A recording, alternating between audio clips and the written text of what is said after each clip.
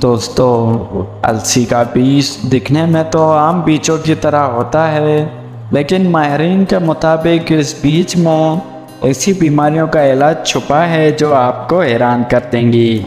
आज हम इसी के कुछ ऐसे फ़वाइद बताने वाले हैं जो आप पहले नहीं जानते। अलसी के बीजों को किस तरह इस्तेमाल किया जाए, उससे पहले आपसे एक छोटी सी रिक्वेस्ट है। अगर अभी तक आपने हमारे चैनल को सब्सक्राइब नहीं किया तो अभी सब्सक्राइब कर दें और घंटी के निशान को लाजमी क्लिक करें, ताकि हम अपनी जो भी वीडियो अपलोड कर रहे हैं उसका नोटिफिकेशन आपको मिले सबसे पहले। इसके बीजों का छिलका काफ़ी सख्त होता है, इसलिए अगर इन्हें साबुत कहा जाए तो ये हज़म नहीं होते।